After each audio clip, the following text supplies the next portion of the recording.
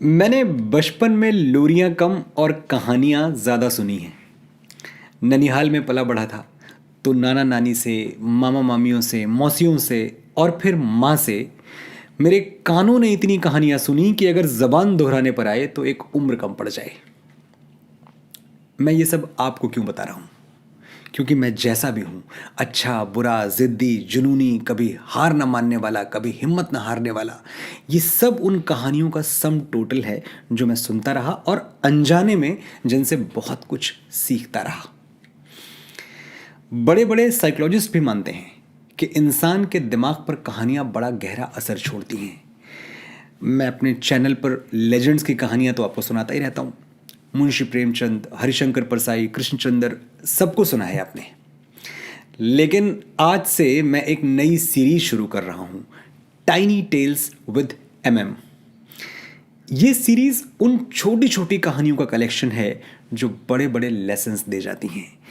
ये कहानियाँ किसने लिखी हैं कोई नहीं जानता, क्योंकि ये बुजुर्गों से होते हुए हम तक पहुँची हैं और सुनी सुनाई होने के नाते भारत की श्रुति परंपरा में शामिल हैं। इन कहानियों की खूबी यह है कि बहुत थोड़े में बहुत ज़्यादा बोल जाती हैं। मैं कोशिश करूँगा कि इन कहानियों ने जो मुझसे बोला, इन कहानियों से जो मैंने सीखा, वो आपके साथ भी बांटूं। और अगर कोई गहरी बात आपके जहन में बैठ गई, आपने कोई मंत्र ले लिया, तो शायद आपकी भी कोई उलझन सुलझ जाए, कोई बंद दरवाज़ा खुल जाए।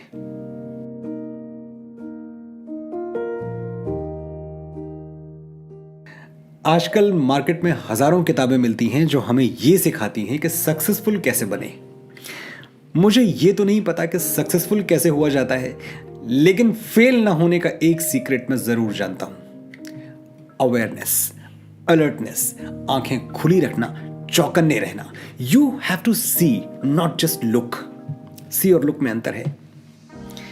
अक्सर हम वही देखते हैं जो देखने के लिए हमारी आंखें कंडीशनड हैं। दुनिया को जो एप्पल नजर आया, उसी में न्यूटन ने ग्रेविटेशनल फोर्स देख ली। लोगों ने आसमान में चिड़िया देखी और राइट ब्रदर्स ने चिड़िया में हवाई जहाज देख लिया। मुल्ला नसरुद्दीन ने कसम खाई थी कि वो जिंदगी में कभी झूठ नहीं बोलेंगे, चाहे जो हो जाए। और मुश्किल ये थी कि वो पेशे से चोर थे और चोर के लिए झूठ बोलना तो बहुत जरूरी है, उसका हथियार है। एक दिन वो अपने 3-4 गधों पर सामान के गट्ठर रखे हुए जा रहे थे। रास्ते में पुलिस की चेक पोस्ट पड़ी। एक दरोगा आया, पूछा, कौन हो और क्या करते हो? जवाब मिला, नसरुद्दीन हूं और चोरी करता हूं। दरोगा हैरान हो गया। उसने सारे गट्ठर खुलवाए और चेक किया। ज्यादा कुछ मिला नहीं सिवाय कुछ लकड़ियों के। उसने मुल्ला को जाने दिया। कुछ दिनों बाद मुल्ला फिर से वही चेक पोस्ट पार कर रहे थे। फिर दरोगा मिला। दरोगा ने पूछा, अब भी चोरी करते हो क्या? मुल्ला ने कहा, हाँ, चोर हूं तो चोरी ही करूंगा। दरोगा ने फिर से सारा सामान खुलवाया और चेक किया और फिर से मिला कुछ नहीं। ये सिलसिला पूरे 20 सालों तक चलता रहा। वो दरोगा रिटायर हो गया, लेकिन उसे यही एक बात सालती रही कि चोर ने सामने से कबूल किया कि वो चोर है, खुद बताया। फिर भी वो कुछ बरामद नहीं कर पाया, चोरी साबित नहीं कर पाया। एक दिन रिटायर्ड दरोगा जी को मुल्ला बाजार में मिल गए। वो लपक के मुल्ला के पास पहुंचे, खींच के चाय की दुकान पर ले गए, चाय ऑर्डर की और बोले, मेरे सीने में ये सवाल रोज चुभता है कि तुम आखिर चुराते क्या थे? अब तो मैं रिटायर हो गया हूं, तुम्हारा कुछ बिगाड़ भी नहीं सकता, तो मेरी शांति के लिए, मेरे मन के सुकून के लिए, मेरी आत्मा की तसल्ली के लिए मुझे एक बार बता दो कि तुम चुराते क्या थे। 100 बार मैंने तुम्हारे गधों की तलाशी ली पर मिला कुछ नहीं। 100 बार तुम्हारा गट्ठर खुलवाया, कुछ था ही नहीं। कौन सी चीज चुराकर तुम चेक पोस्ट पार किया करते थे? मुल्ला ने एक नजर भर के दरोगा को देखा, चाय की एक चुस्की ली और जवाब दिया, अबे गधे, मैं गधे चुराता था। दरोगा जी पूरी जिंदगी गधों पर लदे हुए गट्ठर देखते रहे। ये नहीं देख पाए कि चोरी तो दरअसल गधे की हो रही है। Moral of the story, alert रहें, चौकन्ने रहें, अवेयर रहें। आपके आसपास जो घट रहा है उस पर गहरी नजर रखें और उसे समझने की, देखने की कोशिश करें।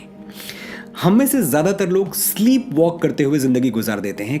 कभी जागे ही नहीं, कभी कुछ नया सोचा ही नहीं, वही जाना जो रेडीमेड नॉलेज की तरह हाथ में थमा दिया गया। अपनी नज़र, अपना पॉइंट ऑफ व्यू कभी डेवलप ही नहीं किया। जो केतली से निकलती हुई स्टीम में स्टीम नहीं, स्टीम इंजन छुपा हुआ देखता है, वही जेम्स बॉन्ड बनता है। जो एक मामूली चश्मे के पीछे से आज़ाद हिंदुस्तान का सपना देख सकता है, वही गांधी कहलाता है। जो रेडियो में अपनी आवाज़ की वजह से रिजेक्ट होने के बावजूद अपनी आवाज़ में उबलता हुआ करोड़ों हिंदुस्तानियों का गुस्सा देख सकता है, वही angry young man, superstar of the millennium Amitabh Bachchan बन सकता है। ना दिन है ना रात है, कोई तन्हा है ना साथ है, जैसी आंखें वैसी दुनिया, बस इतनी सी बात है। तो आज से ताकना छोड़िए और देखना शुरू कीजिए, दुनिया नई हो जाएगी। मुझे किसी